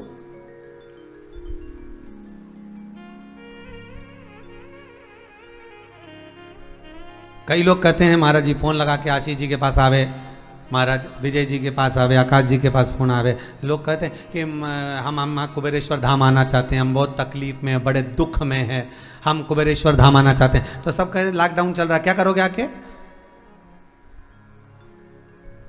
और अगर कुबेरेश्वर धाम आ भी गए हो आप, तो किस लिए आ रहे हो? वो भी तो विचार करो। तो कि हमारा बहुत दुख है, तो हमें गुरु जी से मिलना। तो गुरु जी से मिलके क्या करोगे? गुरु की करनी गुरु भरेगा, चेला की करनी चेला उड़ जाएगा हंस अकेला। ना गुरु काम आए ना चेला काम आए, आए तो केवल शंकर काम आए। अगर कुबेरेश्वर धाम भी आए हो, दुख है, तकलीफ है, कष्ट है, बीमारी है, रोग है, तो यहां आकर किसी से नहीं कहना, भूमि पर खड़े होकर कंकर में शंकर है सुन रहे हो। जिस चीज के लिए सुन रहे हो, मेरा देव अधिदेव कुबेर भंडारी तुमको 3 महीने में दे ही देगा, ये पक्का है। विश्वास रखकर सुन रहे हो, वो कमी नहीं रख सकता, वो कमी रखता ही नहीं है।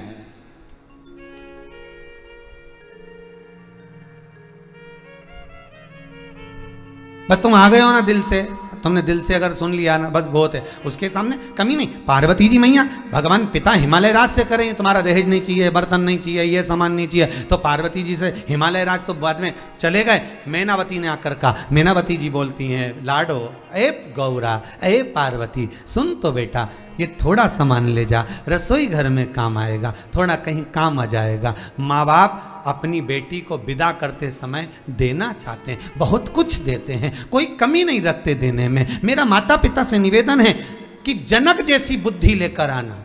जनक जी महाराज ने अपनी बेटी के कन्यादान में अगर कुछ दिया था तो संस्कार दिए थे।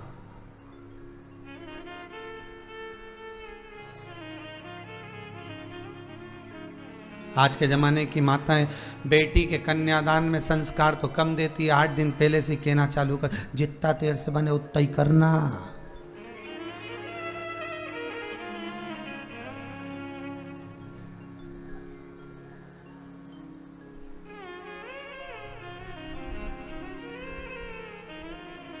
तुझे जो अच्छा लगा करे बना लिया कर, कमरे में ले जाके चर जाया। ये बुद्धि है, ये विवेक।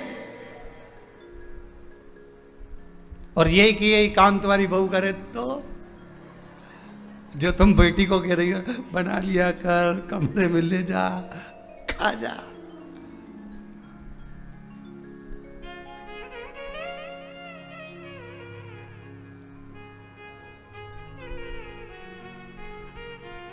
ऑफिस से बेटी आई, आते से ही बोली, मम्मी। हाँ, क्या कर रही हो? बस काम। चाय बना दोगी क्या? हो। माँ उठी, चाय बना के लाई, बेटी को दे दी, बेटी ने पी ली। माँ का प्रेम देखिएगा। अकेली चाय केवल बेटी के लिए नहीं बनाई है, थोड़ी खुद की भी बनाई है। घर में और 2 लोग हैं तो उनके लिए भी बनवाई है। मां सीख दे रही है बेटी को कि कभी अकेले के लिए नहीं, अकेले के लिए नहीं। कितना सुंदर बात है, जब सीता मैया ब्याह कर आई थी तो मुंह दिखाई में कुछ ना कुछ देना पड़ता है। आपके यहाँ होता कि नहीं होता पता नहीं, पर हमारे यहाँ मुंह दिखाई में कुछ ना कुछ देते हैं। सीता मैया जब ब्याह कर आई तो मुंह दिखाई में देना था। कौशल्या मैया ने पायल दे दी, सुमित्रा जी ने गले का हार दे दिया, कैकेयी मैया ने शीश महल दे दिया। दशरथ जी की बारी आई कि बहू की मुंह दिखाई में आप भी कुछ दे दीजिए। दशरथ जी ने एक फल पड़ा था, उठाकर दे दिया। सीता जी इसकी गोद में फल देकर कहा, बेटा इस फल से मेरी अयोध्या, मेरे परिवार की मर्यादा को तुम्हें दिखाना है।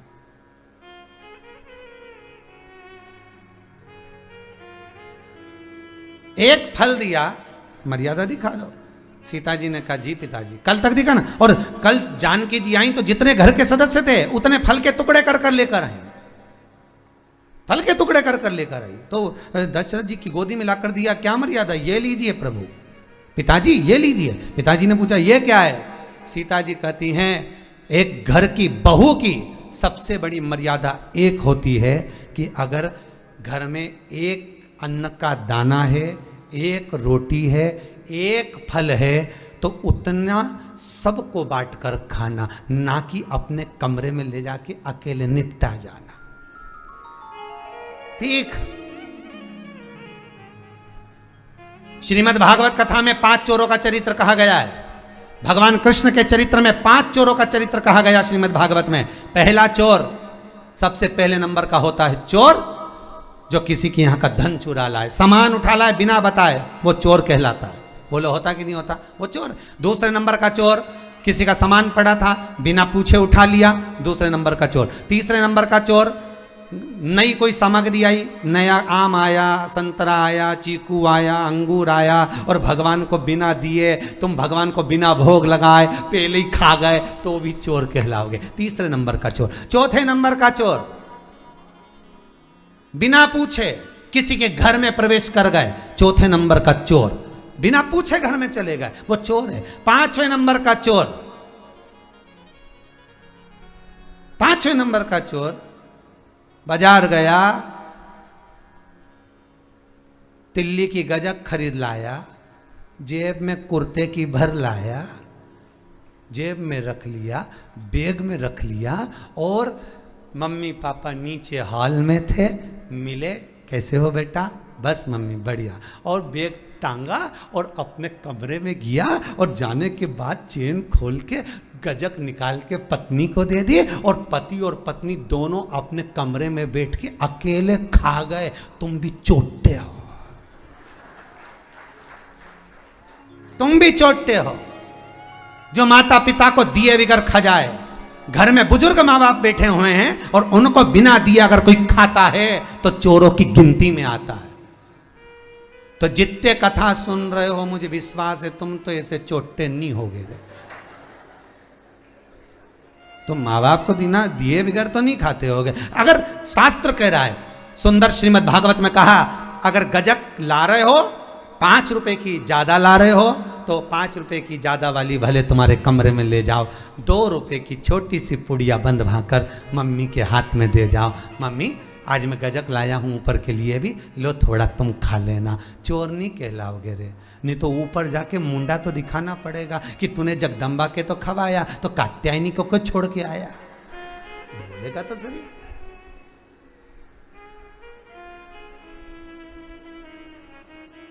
जो माता पिता को दिए बिगर खा जाए वो चोर है, वो भी चोटे की गिनती में आता है। और गलती हो भी गई हो ना तो संभाल लेना, अपने शिव पुराण की कथा चल रही है, अब आगे से गलती नहीं होगी। अगर अंगूर लाऊंगा तो सबके लिए लाऊंगा, भले थैली में से निकाल के 2-2 दे दूंगा, पर अंगूर सबके दूंगा। कुछ भी लाऊंगा माता पिता को जरूर दूंगा, क्यों? माता पिता ने जब माँ अपने स्तनपान को कराती है, शिव महापुराण की कथा में वर्णन आता है, गर्ग संहिता में वर्णन आता है, स्वयं गरुड़ पुराण में वर्णन आता है कि माँ अपने स्तन का जब पान कराती है तो केवल दूध नहीं पिलाती, माँ अपने रक्त तक को दे देती है उस बच्चे का पेट भरने के लिए। कोई साधारण नहीं होती माँ, माता पिता कोई सहज है।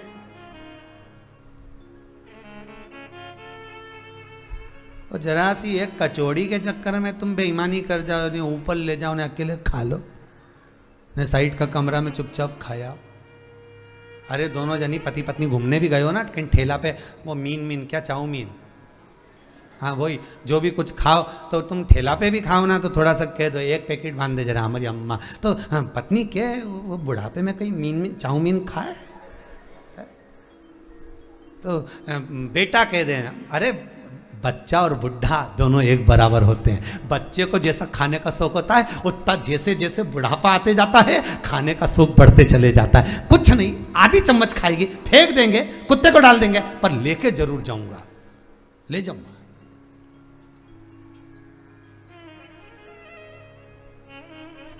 लेके जाओ। चोरों की गिनती में मत आना साहब, चोर मत बनना। देखकर तो माँ पार्वती मैया हिमालय राज से कह रही थी तो हिमालय राज ने मना कर दिया। अब यहाँ हिमालय राज गए तो मैनावती आ गई, मैनावती ने कहा बेटा थोड़ा सा तो सामान ले जा। पार्वती जी कहती है अगर ये दहेज का सामान लेकर जाती हूं तो इसमें मेरे पति का अपमान होगा। सुनिए कितना सुंदर संवाद है। अगर मैं दहेज का सामान लेकर जाती हूं तो इसमें मेरे पति का अपमान है, मेरे पति का अपमान होगा अगर दहेज का सामान लेकर जाऊंगी तो। और एक आज की नारी मायके से सामान लाती है तो अपने आप को गौरव महसूस करती है, मैं प्लास्टिक के 6 डब्बे लाई हूं, मैं ये भी सामान लाई, मैं वो भी सामान। पर यहां पार्वती जी कह रही है मेरे पति को नीचा देखना पड़ेगा। अगर मैं दहेज का सामान लेकर गई, अगर मैं पिताजी आपके द्वारा दिया हुआ ये पुरस्कार लेकर गई तो मेरा पति नीचे देखेगा, क्या मेरे घर में नहीं था, क्या मेरे पास कमी थी? यही तो बात होती है ना। मंदिर में जाओ शंकर जी के, मंदिर में जाओ गोवर्धन नाथ जी के, ठाकुर जी की हवेली जाओ और पड़ोसन से क्यों जरा 10 रुपए दे दे, अभी चढ़ाना है फिर मैं तेरे को घर पे दे दूंगी। तो भगवान सोचेगा मेरे दरवाजे में आकर, मेरी चौखट पर आकर, उसके बाद भी तू दूसरे से भीख मांग रही है तो मेरे को नीचा दिखा रही। भगवान कहेगा जब ये तेरा पेट भर देती है तो तू इससे ही मांग, फिर मेरे पास क्यों आई? उसी तरह अगर मैं दहेज का सामान लेकर जाती हूँ, अगर मैं ये गिफ्ट आइटम लेकर जाती हूँ तो उसमें मेरे पति को नीचा देखना पड़ेगा। मैं लेकर नहीं जाऊंगी, मैं नहीं ले जाऊंगी।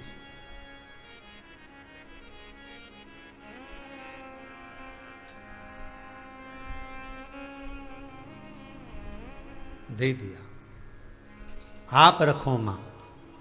नंदी सामने आया, शिव शंकर ने पार्वती जी को हस्त देकर नंदी पर चढ़ाया। शिव नंदी पर बैठे चले। मैनावती फूट फूट कर रो रही हैं। माता मैनावती हिमालय राज से गले लग कर रो रही हैं।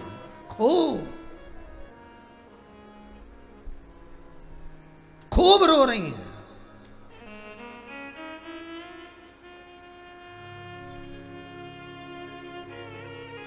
हिमालय राज ने पूछा, क्यों रो रही हो मैनावती? रोने का कारण क्या है? किस लिए रो रही हो? मैनावती कहती हैं, रोना इस बात का आ रहा है कि बेटी जिस घर में ब्याह कर कर गई है, ना तो घर का ठिकाना है, ना बर्तन का ठिकाना है, ना भोजन का ठिकाना है, फिर बेटी वहाँ रहेगी कैसे? हिमालय राज अपनी मैनावती से कहते हैं, इस ललाट पर जो लिखा है उसे कोई टाल नहीं सका। भोजन भजन ये सब परमात्मा जितना लिख कर भेजा है उतना तो मिलना ही है, मिलना ही है। क्यों दुख करना? जैसा दुख मैनावती को है कि होगा क्या। एक बार गंगा मैया की आंख में भी अश्रु थे, गंगा मैया की आंख में भी आंसू भरे हुए थे। तो भगवान विष्णु ने पूछ लिया गंगे, ए गंगा क्या बात है, तुम्हारी आंखों में जल भरा हुआ है, तुम रो रही हो? गंगा जी कहती है, मेरे रोने का केवल एक कारण है। क्या? कि मेरे जल में पुण्य आत्मा भी आती है और पापी आत्मा भी आती है।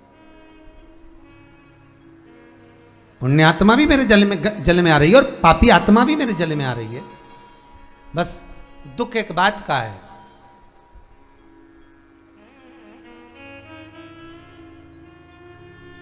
कि जब ये पापी आत्मा आती है तो उसको देखकर मुझे रोना आता है। तो क्यों रो रही हो? गंगा कहती, रोना इस बात का आता है कि 84 लाख योनियां काटने के बाद तो ये मनुष्य की देह मिली, और मानव का देह पाने के बाद भी इसने यूं ही गवा दिया, व्यर्थ में गवा दिया, और कभी जिंदगी में जीते जी गंगा नहाने नहीं आया, और आज इसकी अस्थियां आई तो इसको देख कर रोना आता है कि ये फिर 84 लाख फिर काटेगा, फिर काटेगा, फिर पहुंचेगा, फिर यहां तक आएगा। कितना दुख झेलने के बाद यहां तक पहुंचेगा, फिर वापस।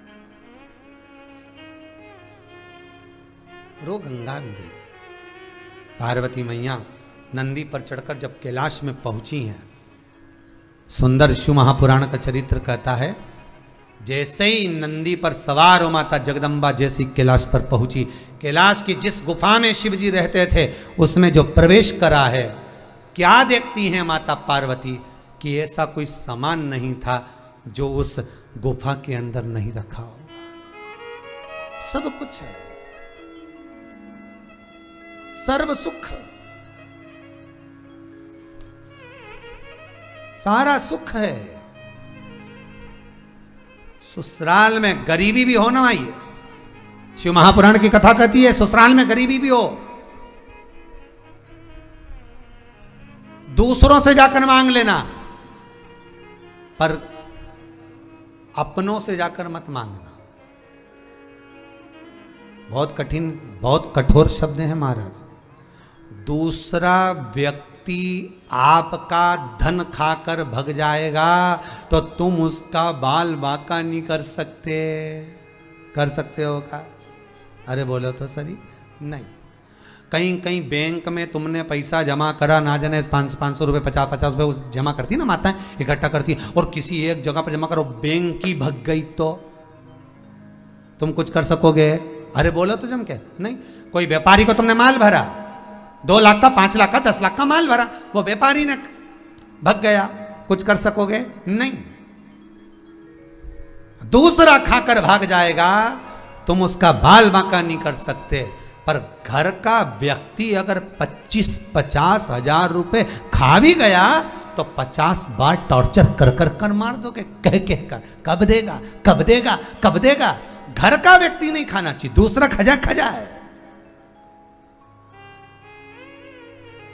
और शिव महापुराण क्या कहती है, सबसे पहले अगर कुछ देना है, तुम्हारे पास में धन बहुत है, संपदा बहुत है, सत्ता बहुत है, तो सबसे पहले देना तो शिव पुराण कहती है कि अपना परिवार में उस व्यक्ति को ढूंढो जिसके घर में गरीबी हो, उसके बच्चे का पढ़ाई का खर्चा नहीं उठ रहा, उसके घर में शादी ब्याह का खर्चा नहीं उठ रहा, उसके घर में कुछ दुख तकलीफ बीमारियां चल रही हो, सबसे पहले उस अपने परिवार के उस व्यक्ति को ढूंढो जिसको जरूरत है, पहले उसको दो। उसके जरूरत नहीं है फिर अपने परिवार में कुटुंब में देखो, परिवार कुटुंब में किसी को जरूरत नहीं है तो फिर मोहल्ले में देखो, मोहल्ले में किसी को जरूरत नहीं है तो फिर कॉलोनी में देखो, कॉलोनी में जरूरत नहीं है तो फिर अपने क्षेत्र में देखो, क्षेत्र में नहीं है जरूरत किसी को तो फिर अपने शहर में देखो, शहर में किसी को जरूरत नहीं है तो फिर दूसरे शहर में देखो। दान पुण्य आदि आदि जो आपको करना है पहले वहां देखो, जिसको जरूरत है वहां देने का प्रयास करो। घर में माँ एक साड़ी पे रोज हर दिवाली पे एक साड़ी पे पूजन कर ले, और तुम नवरात्रि में बिजासन माता के चुंदड़ी चढ़ाई जाएगी 101 फीट की, यहाँ से लेके वहाँ तक सब चुंदड़ी के पकड़ के चल रही भाइयों ने, सब सिर पे पल्लू लेने चुंदड़ी पकड़े पकड़े जा रही, सब भाई लोग भी माता रानी की जय, जगदम्बा की जय, दुर्गा भवानी की जय, जितने पुरुष जा रहे हाथ में चुंदड़ी पकड़कर, माताएं जा रही चुंदड़ी पकड़कर।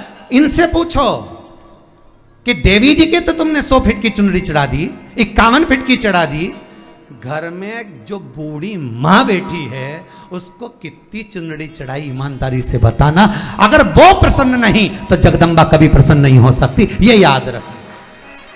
वो प्रसन्न नहीं तो वो कैसे प्रसन्न हो जाएगी साहब। 100 फीट की चुंदड़ी चढ़ाई, हमारा फोटो खींच ले, सेल्फी चले चले जी।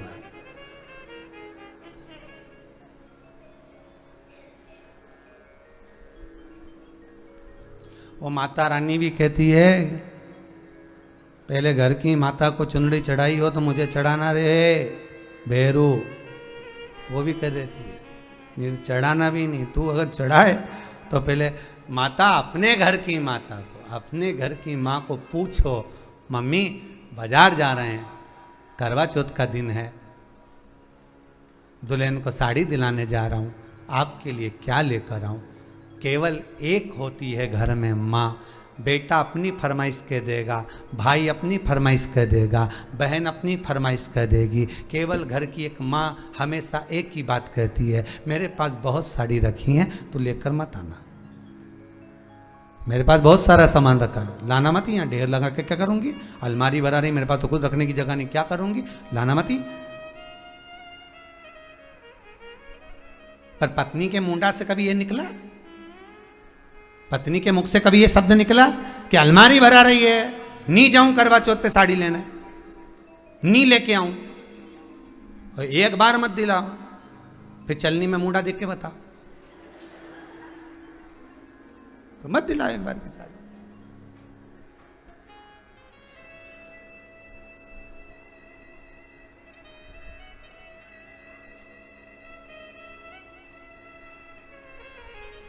करवा चौथ के दिन माताएं चलनी में पति का मुंह देखती हैं, पति इसके गले का मंगलसूत्र देखता है, 70,000 का नाश करा है,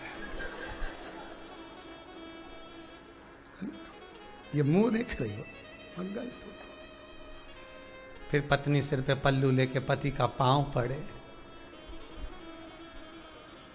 और पति फिर चांद को हाथ जोड़ के इसको परमानेंट ऐसी क्यों नहीं बना देते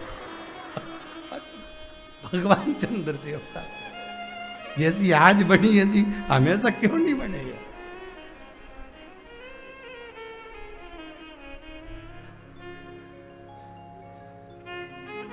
वो भगवान ने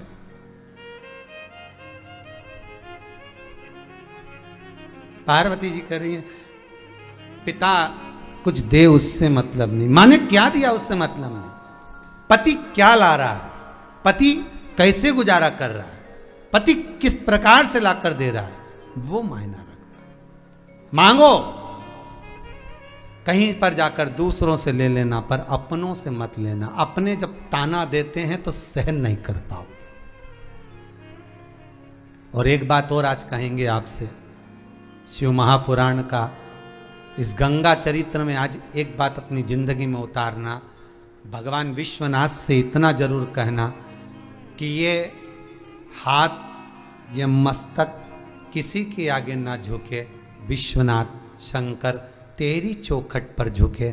मांगू तो तुझसे मांगू, देऊं तो तुझे देऊं, प्राप्त करूं तो तुझसे करूं, दूसरी जगह ना जाऊं।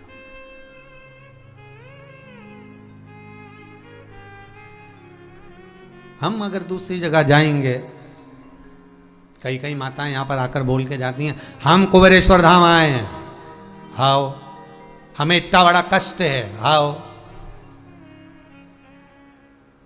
और यहां से काम नहीं होगा और हम फिर कहीं दूसरी जगह जाएं तो क्या मतलब का। तो हमने कहा विश्वास लेकर आए हो ना, हाँ, अगर विश्वास लेके आए हो तो बस विश्वास लेकर जाओ कि 3 महीने में बाबा वापस बुलाएगा। ये पक्का रख, 3 महीने में अटैची तैयार रख कि मुझे वापस जाना है। तू तो विश्वास रख कर आई है, और जब विश्वास रख कर आई है तो फिर कहा तैयारी रख, साड़ी निकाल कर पलंग पेटी पे गद्दे के नीचे जमा के रख कि जैसे ही 3 महीना हो मुझे विश्वास है कि काम होगा, मेरा शंभू, मेरा कुबेर भंडारी सुनेगा।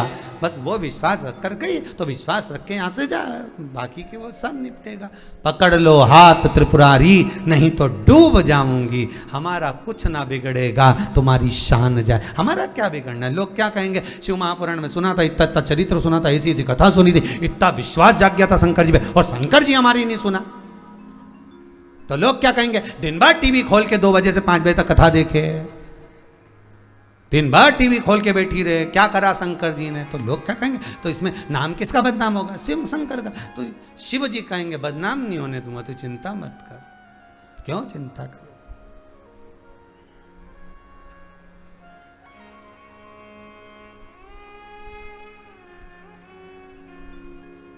मैं तुझे बदनाम नहीं होने दूंगा, तो चिंता मत कर, बस तू मेरा स्मरण कर, मेरा स्मरण। और जब तू मेरे स्मरण में डूबेगी, जब तू मेरे स्मरण में डूबेगा। पार्वती जी ने कुछ नहीं करा, केवल एक काम करती थी, शंकर की आराधना में लगी रहती थी। विवाह करने के बाद भी शिव की आराधना कर रही है। शंकर ने क्या करा? पार्वती जी जब आराधना करने बैठती थी तब उसका भंडार शिव जी भर देते। वही बात तो हमने पहले भी कथा में कहा, तुम भजन में लगो,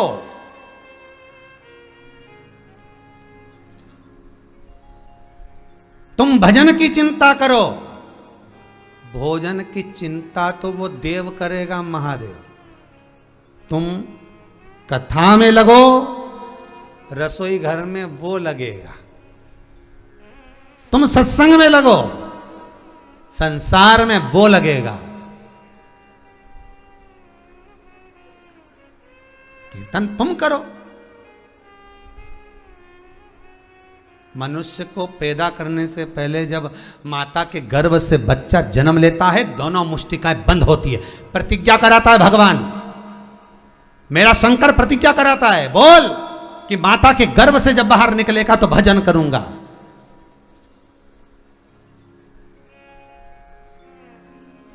इस संसार में जितने पैदा हुए हो ना, सब ठेकेदार हो। पैदा होते समय भगवान ने ठेका दिया था केवल काय का? भजन का, कि भजन का ठेका तुझे देकर भेज रहा हूं, भजन करना है, इसके सिवा कुछ मत करना, बस भजन कर। ठेका मिला था भजन का, लग गए भोजन में। भगवान कह रहे थे एक ठेका तुझे दिया भजन का कि भजन कर, भजन कर, भजन कर, बाकी का कुछ मत कर। आगे की जवाबदारी मेरी है, मैं सब देख लूंगा। तू तो बस बैठ के राम भज, शंकर भज, कृष्ण भज, तू भजन कर, बाकी का सब हम देखेंगे।